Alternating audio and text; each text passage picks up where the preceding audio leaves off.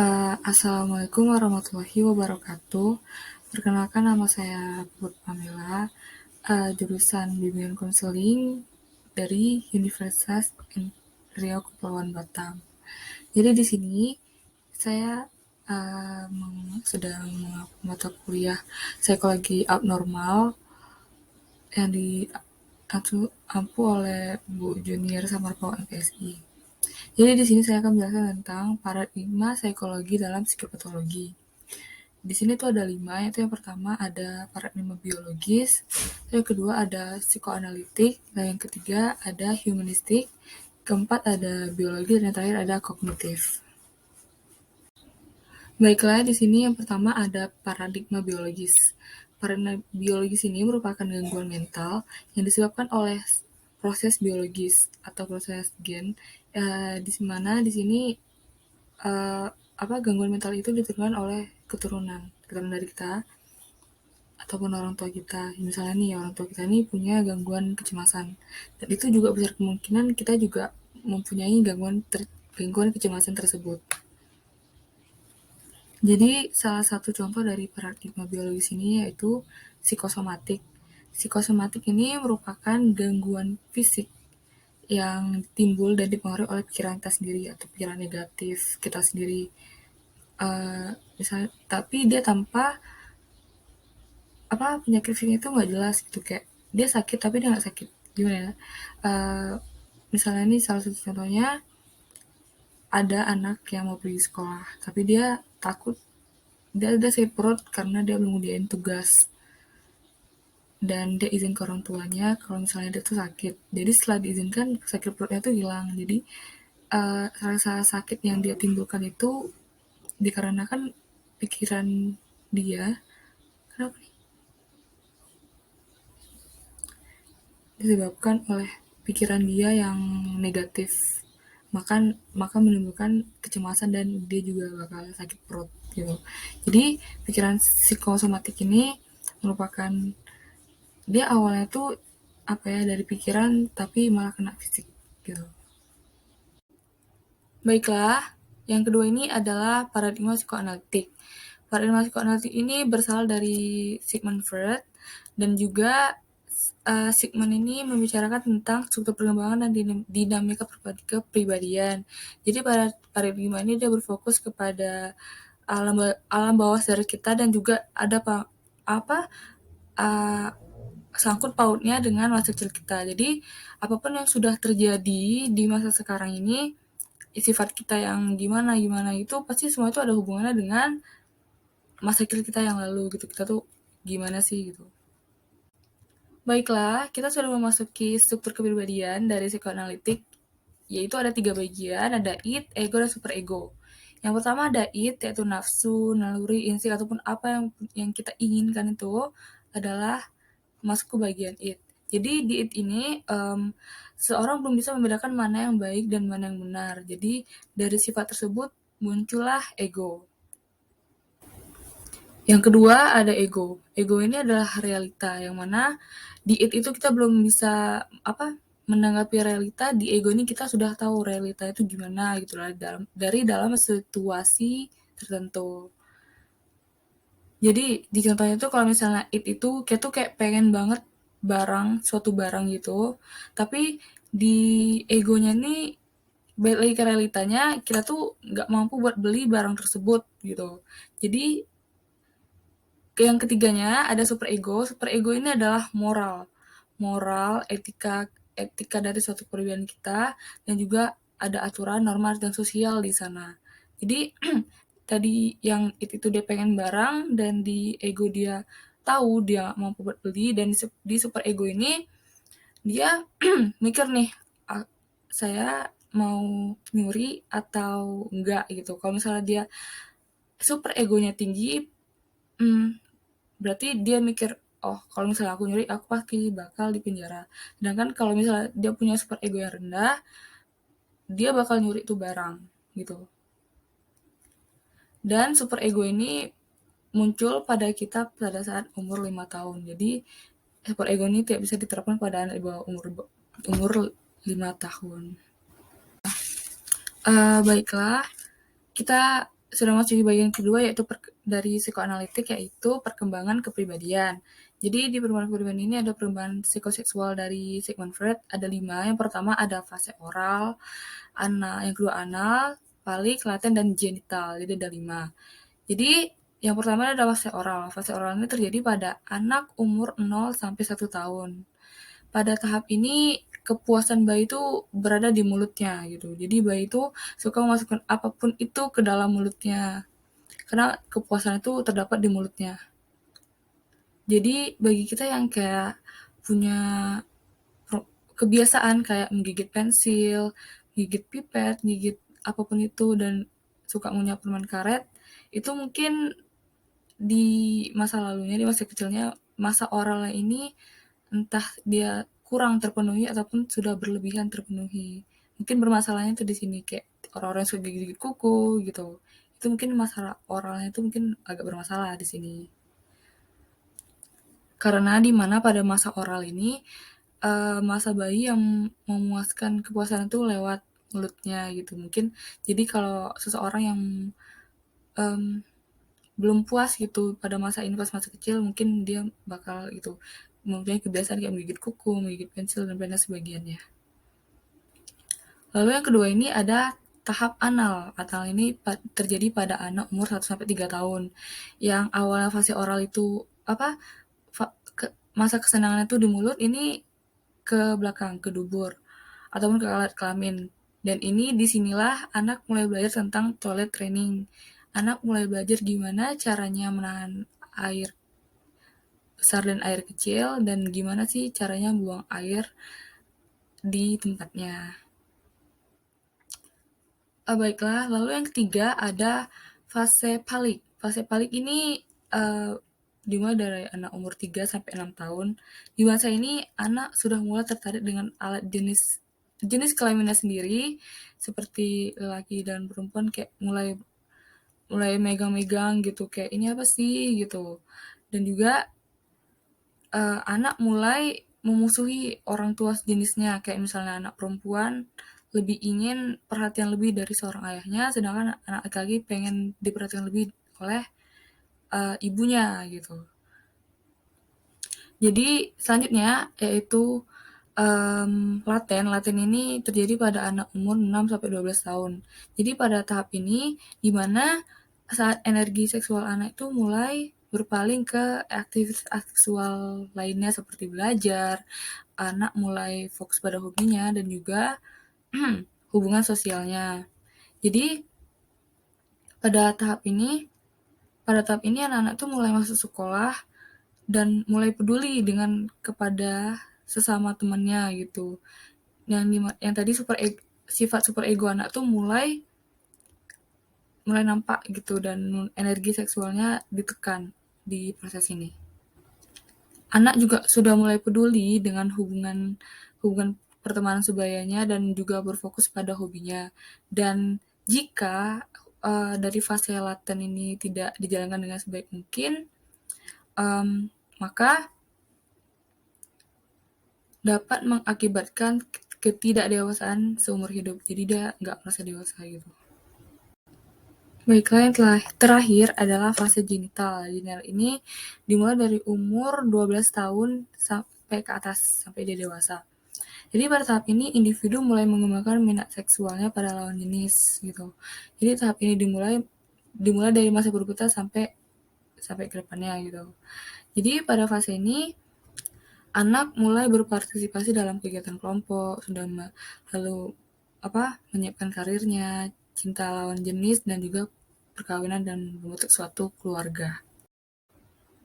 Baiklah, kita sudah memasuki bagian ketiga dari paradigma psikoanalitik, yaitu dinamika kepribadian. Jadi dinamika kepribadian ini mempunyai tiga kesadaran, yaitu tingkat kesadaran, yaitu yang pertama ada conscious yaitu sadar. Jadi tingkat kesadaran yang semua hal yang kita cermati pada saat tertentu, kayak kita sadar gitu, kita ngapain gitu. Hanya sebagian saja dari kehidupan mental kita, seperti pikiran, persepsi, perasaan, dan ingatan. Jadi semua hal tentang pikiran itu kan kita sadar gitu. kita membuat persepsi, perasaan dan apa yang kita rasa, dan ingatan yang kita ingat, itu kan kita melakukannya semuanya dengan sadar. Lalu yang kedua ada preconscious. Preconscious ini merupakan prasadar, jadi antara sadar dan gak sadar gitu. Dan juga pada tingkat kesadaran ini akan menjadi jembatan antara sadar dan tak sadar, seperti semuanya itu didasari dari tetapi kemudian tidak lagi dicermati. Kayak awalnya kita sadar tapi nggak sadar. Gimana ya? Awalnya kita nggak sadari apa kita lakukan, tapi kita cermati kembali dan kita tekankan lagi, ternyata itu sudah masuk daerah prasadar.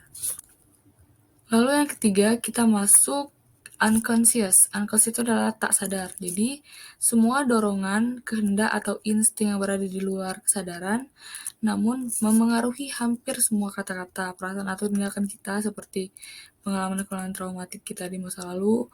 Dan biasanya itu terjadi pada anak-anak. Jadi, apa yang terjadi di anak itu kan kita nggak sadar kan. Semua kejadian traumatik yang udah pernah kita rasain pada anak itu kita nggak sadar, tapi kita kayak ngerasa aneh gitu, tapi kita nggak tahu kita udah ngerasa pernah mengalami trauma di masa lalu gitu. Itu adalah suatu contoh unconscious atau tak sadar. Kenapa kita nggak sadar? Karena yang ditekankan oleh kesadaran itu dipindahkan ke daerah tak sadar, makanya itu masuk ke unconscious atau tak sadar. Baiklah, kita sudah memasuki ketiga, yaitu paradigma yang ketiga, yaitu humanistik dan ekstensi. Jadi di sini kita bisa dilihat ada hierarki piramida. Hierarki piramida ini mempunyai 5 subunit dan itu dilihat dari bawah dulu. Ke kebutuhan yang ingin kita butuh itu dilihat dari bawah. Dari fisiologis, rasa aman, sosial, penghargaan, sampai ke aktualisasi diri. Jadi misalnya dari kebutuhan yang paling dasar sudah sudah terpenuhi, kita bisa naik satu tingkat gitu. Dan satu tingkat udah terpenuhi lagi, naik lagi satu tingkat sampai ke aktualisasi diri. Jadi yang pertama itu ada kebutuhan fisiologis. Fisiologis ini adalah kebutuhan yang paling mendasar dari hierarki piramida. Jadi kebutuhan dasar tuh kayak makanan, minuman, tempat tidur, pakaian, rumah, oksigen, itu kan kebutuhan yang paling mendasar dari kebutuhan manusia gitu. Jadi kalau misalnya fisiologis ini tidak terpenuhi, maka kehidupan kita akan melarat. Lalu jika kebutuhan fisiologis kita sudah terpenuhi, kita naik satu tingkat lagi ke rasa aman. Rasa aman ini yaitu seperti misalnya di awal kebutuhan fisik kita kayak kebutuhan pokok sudah terpenuhi, maka naik lagi ke kita itu rasa inginnya tuh ingin dilindungi, itu kayak ingin punya rasa aman, ketaatan, dan stabilitas. Gimana sih caranya tahu kalau kita tuh sudah merasa aman gitu? Yaitu dengan cara kita tuh sudah nggak takut lagi dengan apa yang kita pernah takuti gitu. Kita sudah merasa terlindungi, kita sudah merasa kayak udah aman lah gitu dari mara bahaya. Baiklah, naik lagi ke satu tingkat jika fisiologis dan rasa aman sudah merasa terpenuhi, kita naik ke tahap sosial. Tahap sosial ini adalah tahap di mana kita ingin kasih sayang dari seseorang, hubungan dari keluarga, dengan pasangan, ataupun dengan apapun itu. Jadi, di mana kalau misalnya ada rasa kasih sayang di sana, menurut kita tidak takut lagi gitu, dan mulai percaya diri. Baiklah, selanjutnya naik lagi ke satu tingkat, yaitu penghargaan. Penghargaan ini adalah rasa seorang ingin dihargai gitu, seperti pencapaiannya, statusnya, tanggung jawab, dan reputasinya. Orang tuh ingin dihargai. Apalagi orang tersebut tuh mempunyai prestasi yang unggul gitu. Dia pengen dihargai, pengen dihormati, agar dia lebih percaya diri lagi nih untuk melangkah ke depan. Baiklah, dan yang terakhir ada tingkatan aktualisasi diri. Aktualisasi diri adalah tingkat yang paling tinggi dari hierarki piramida, yaitu seperti pengembangan diri, pemenuhan ideologi, dan lain-lain. Jadi kalau misalnya kayak uh, yang bawahnya itu semuanya udah terpenuhi, tetapi dia masih merasa cemas, merasa takut gitu di sini, berarti dia masih stuck di sini gitu, di aktualisasi diri tersebut. Jadi pada tahap aktualisasi diri ini, kalau misalnya kita masih kayak ragu-ragu, nggak puas gitu, berarti dalam sesi aktualisasi dirinya dia kurang terpenuhi. Sebagai contohnya, kalau misalnya musisi aja itu harus menciptakan musik dan seorang artis harus berakting. Jadi di sini apa yang menjadi sesuatu harus menjadi sesuatu gitu. Jadi kalau misalnya semuanya sudah terpenuhi dari fisik, fisiologi, rasa aman, sosial, penghargaan, dan aktualisasi diri, maka sudah terpenuhilah hierarki piramida. Baiklah, sudah memasuki ke tahap 4, paradigma belajar atau behavioristik atau tingkah laku seseorang. Jadi pada paradigma ini, melihat bahwa perilaku abnormal itu merupakan respon yang dipelajari dengan cara yang sama atau cara mempelajari perilaku orang lain. Jadi bisa dilihat dari perilaku orang lain itu gimana sih cara mempelajarinya gitu. Baiklah, kita masuk tahap pertama dari paradigma behavioristik, yaitu classical conditioning dari teori Ivan Pavlov. Jadi Ivan Pavlov ini menyatakan bahwa di mana suatu rangsangan yang awalnya tidak memunculkan respon tertentu, maka dipancing oleh stimulus kedua yang dapat memunculkan rangsangan tersebut. Jadi di sini kita bisa mengkombinasikan stimulus, yaitu dari stimulus alami dan stimulus buatan. Jadi di sini Ivan Pavlov ini mencoba eksperimen dengan seekor anjing, yang mana anjing itu gimana dia ngeluarin air liur tanpa makanan. Jadi air liur anjing ini kan distimuluskan atau dirangsangin oleh makanan, gitu kan. Jadi awalnya anjing ini dikasih bel kan, baru dia datang, tapi dia belum mengeluarkan air liur. Baru pakai yang kedua pakai makanan, ada makanan dia datang dengan air liur juga, dengan air liur gitu. Jadi Pavlov ini ingin dengan bel aja anjing itu bisa datang dengan air liurnya itu bisa netes gitu. Jadi dilatih-latih terus, jadi lama kelamaan anjing tuh tahu kalau tanda lonceng itu adalah tanda makanan gitu, jadi dia mengeluarkan air liurnya secara otomatis. Dan di sini kita bisa lihat kalau makanan itu adalah stimulus yang alami, sedangkan lonceng adalah stimulus yang buatan. Contohnya tuh, kalau contoh dari nyatanya, ada anak murid nih, dia nilai biologinya jelek, jadi dia ngerasa sedih gitu. Terus besoknya lagi dia ujian fisikanya juga jelek, jadi dia kayak ngerasa sedih juga karena pelajaran biologi dan fisika ini adalah saling berkaitan. Jadi dari ujian awal biologinya dia takut dimarahi oleh orang tuanya karena remedial. Terus besok lagi dia ujian fisika lagi, remedial juga, dan dia kayak takut dimarahi juga gitu. Jadi anak ini tuh gugup gitu karena pelajaran fisika dan biologi itu kayak berkaitan gitu, dan dia takut juga akan dimarahi juga gitu. Dari ujian pertama biologi dia dimarahin, pasti fisika ini dia juga akan dimarahin dong gitu. Baiklah, kita sudah memasuki ke bagian 2 dari behavioristik, yaitu instrumental learning atau law of effect atau hukum dari suatu akibat, dan ini merupakan teori dari Edward Thorndike. Hukum ini berbunyi, hubungan antar stimulus dan respon diperkuat apabila akibatnya memuaskan dan akan melemah apabila akibatnya tidak memuaskan. Jadi, apabila respon yang diberikan seseorang untuk mendatangkan kesenangan, maka respon tersebut tuh akan dipertahankan atau akan diulang. Dan sebaliknya pula, apabila respon yang diberikan mendatangkan atau diikuti oleh akibat, itu maka tidak akan diulangi lagi. Jadi kayak kalau misalnya seseorang nih ngerasa satu hal yang ia suka dan menyenangkan, pasti dia mau diulangi lagi dong gitu. Biar dia senang lagi. Sedangkan kalau misalnya eh, dia di suatu peristiwa ini dia merasa nggak enak, pasti dia nggak mau ngerasa lagi kan gitu. Jadi misalnya kalau dia senang dia mau diulangi lagi, kalau misalnya dia nggak suka dia nggak mau diulangi lagi, dia nggak suka gitu. Salah satu contohnya tuh kayak misalnya nih dari sekolah, guru tuh harus memberikan segala motivasi, segala berbagai cara untuk meningkatkan motivasi belajar untuk anak muridnya.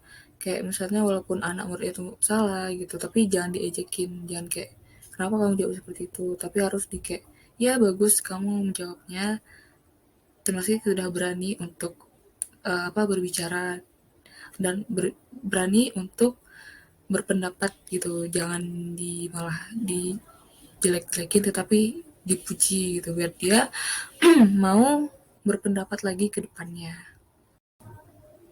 Baiklah, kita sudah memasuki ke yang ketiga dari behavioristik, yaitu modeling atau reinforcement teori dari B.F. Skinner. Jadi Skinner ini menyatakan bahwa modeling dan reinforcement ini merupakan segala bentuk respon. Apakah itu bisa berbentuk verbal maupun non-verbal, bisa dari kata maupun dari verbal. Dan teori ini juga didasari atas semacam hukum pengaruh di mana tingkah laku dan konsekuensi positif cenderung untuk diulangi, sementara tingkah laku yang konsekuensi yang negatif itu tidak untuk diulangi lagi. Dan ini berfokus pada tingkah laku seseorang, apa yang sedang ia lakukan gitu. Itu bakal mengundang untuk orang lain merespon gitu, untuk orang lain merespon. Salah satu contohnya yaitu karyawan. Karyawan di suatu perusahaan yang dia nih datang cepet nih. Jadi yang lainnya pada ngasih respon, ih datang cepet ya gitu, dikasih puji-puji ya, datangnya cepet gitu, kamu keren gitu, datangnya cepat. Jadi setelah diberi respon kalau secara langsung berarti secara verbal kan, berarti besoknya lagi dia mau datang cepat lagi karena dia biar dapat pujian tersebut gitu. Jadi karyawan ini dia semacam mendapat reward secara positif dari karyawan yang lain ataupun dengan bosnya.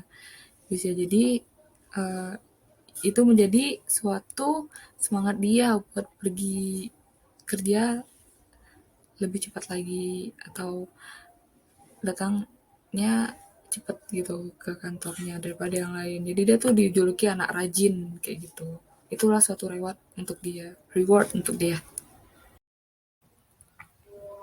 Baiklah, pada tahap yang keempat ini adalah teori belajar sosial yang ini diambil dari Albert Bandura.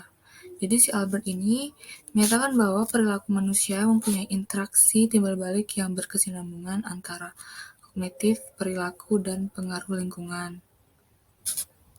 Jadi menurut Albert, sebagian besar perilaku manusia dipelajari secara observatif lewat modeling, sehingga dengan melihat bagaimana orang lain berperilaku, maka akan muncul konsep baru. Teori ini juga disebut juga suatu proses belajar yang muncul sebagai fungsi dari pengamatan, penguasaan, dan dalam kasus tersebut proses belajar imitasi atau peniruan terhadap orang lain. Jadi pada tahap teori belajar sosial ini dilihat gimana seseorang ini belajar dengan cara melihat orang lain gitu. Makanya di sini ada dibilang tahap peniru perilaku orang lain. Kalau misalnya orang lain melakukan hal ini dengan cara ini, baru orang lain juga mengikutinya dengan baiklah, kita sudah memasuki bagian terakhir dari behavioristik, yaitu conditioning operant. Ini teori dari John B. Watson. Dia berpendapat bahwa Ini operant conditioning ini adalah suatu metode pembelajaran yang menggunakan hadiah dan hukuman sebagai konsekuensi dari sebuah perilaku seseorang. Jadi dari teori ini orang dapat belajar bahwa segala tindakannya itu apakah mengundang konsekuensi ataupun tidak gitu. Jadi salah satu eksperimen di operan conditioning atau conditioning operan ini ada satu wadah ditaruh tikus gitu. Jadi di dalam kotak itu juga terdapat lampu merah dan lampu hijau. Jadi dan juga terdapat tuas di dekat lampu itu. Jadi kalau misalnya tikus ini nganukan tuas buat lampu yang warna hijau, dia bakal dapat makanan. Sedangkan kalau tikus ini nganuin tuas yang warna merah, dia bakal mendapat sengatan listrik ringan. Jadi dia mendapat hukuman gitu. Jadi semakin semakin diulang-ulang, tikus ini tahu. Jadi kalau misalnya dia ngidupin lampu hijau, dapat dapat makanan, dapat reward, dapat hadiah gitu. Sedangkan kalau dia ngidupin lampu merah, dia bakal mendapat hukuman. Jadi tikus ini belajar kalau um, lampu merah itu adalah suatu hukuman dan lampu hijau adalah suatu hadiah. Jadi dia belajar untuk nggak menghidupin lampu merah dan menghidupin lampu yang hijau. Kalau di dunia nyata, yang seorang murid nih dia datang cepat dia mendapat bintang, dapat peringkat bintang gitu. Sedangkan kalau murid yang datangnya lama, dia mendapat hukuman gitu. Jadi dia tahu, jadi aku nih harus datang cepat biar dapat bintang di kelas. Sedangkan kalau misalnya aku datang lama, aku akan mendapat hukuman. Baiklah, kita sudah memasuki paradigma yang terakhir, yaitu paradigma kognitif atau pikiran. Jadi paradigma kognitif ini merupakan teori dari Jean Piaget. Uh, Piaget. Jadi teori ini menunjukkan bahwa kecerdasan berubah seiring dengan pertumbuhan. Jadi semakin besar seseorang, maka kecerdasannya makin bertambah. Dan kecerdasan di sini juga bukan hanya tentang memperoleh pengetahuan, tetapi juga harus mengembangkan mental seseorang.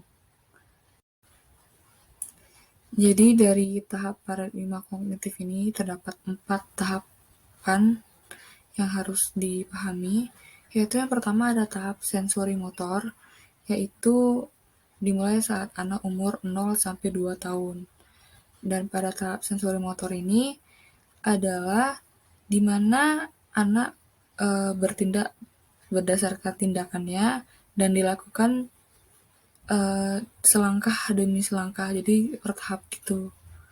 Dan juga tahap ini anak mulai mengembangkan pemahaman tentang dunia melalui koordinasi pengalaman sensori seperti melihat, mendengar gitu. Dan juga tindakan motoriknya seperti menggapai atau menyentuh sesuatu. Itu yang dilakukan anak pada umur 0 sampai 2 tahun. Lalu yang kedua ada tahap praoperasional. Ini adalah tahap pada anak umur 2 sampai 7 tahun. Pada tahap praoperasional ini adalah penggunaan simbol atau tanda bahasa dan mulai berkembangnya konsep-konsep seseorang intuitif pada anak. Jadi anak tuh belum bisa menggunakan logikanya seperti orang dewasa yang sudah bisa berpikir secara rasional. Anak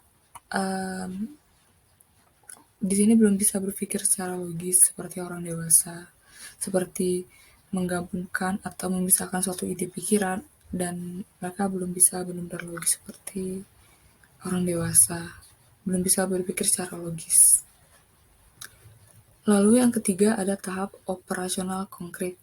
Ini terjadi pada anak umur 7-11 tahun, anak-anak umur SD gitu. Nah, pada tahap ini sudah mulai menggunakan aturan-aturan yang jelas dan logis nih. Anak-anak sudah mulai logis nih. Meskipun anak bisa memecahkan suatu masalah dan logis menurut mereka, belum tentu mereka bisa, tapi mereka belum bisa berpikir secara abstrak gitu, kayak mengembangkan pikiran-pikiran. Mereka cuma berpikir secara logis saja. Kayak misalnya, kenapa ada matahari, kenapa ada bulan, tapi mereka belum belum mikir secara abstraknya lagi, belum ada kayak ada alam semesta yang lainnya gitu. Lalu yang terakhir ada tahap operasional formal. Ini terjadi pada anak umur 11 tahun ke atas atau sampai dewasa lah pokoknya. Jadi pada tahap ini, anak sudah mampu berpikir secara abstrak dan logis dengan menggunakan pola berpikir kemungkinan. Jadi mereka sudah mulai kayak mengembangkan pikiran mereka sendiri kayak kemungkinan gini. Mereka udah punya pikiran abstrak mereka dan mulai berpikir dengan cara mereka sendiri sesuai dengan apa yang mereka tahu, apa yang mereka ingin hendaki gitu. Dan di sini mereka pikirannya juga sudah logis kayak mereka kalau melakukan sesuatu mereka tahu akibatnya itu gimana. Jadi mereka sudah bisa lah berpikir mana yang baik untuk mereka gitu. Mereka udah logis banget gitu. Kalau dilihat dari masalah operasional konkret itu kan anak baru menyelesaikan masalah-masalah sederhana kayak misalnya eh, masalah-masalah kayak kamu nih berantem harusnya apa, harusnya baikan gitu. Kalau misalnya operasional formal itu mungkin masalahnya lebih dewasa kayak masalah matematika yang rumusnya lebih lebih dalam lagi, kayak lebih rumit lagi, mereka sudah bisa menyelesaikannya. Sedangkan kalau misalnya pada tahap operasional konkret, anak baru memulai hitung-hitungannya sederhana, sedangkan kalau pada tahap operasional formal mereka sudah menggunakan rumus-rumus yang sulit, mereka sudah bisa mengerjakannya. Baiklah, mungkin itu saja yang bisa saya sampaikan. Lebih dan kurangnya mohon dimaafkan sebesar-besarnya. Sekian dari saya. Assalamualaikum warahmatullahi wabarakatuh.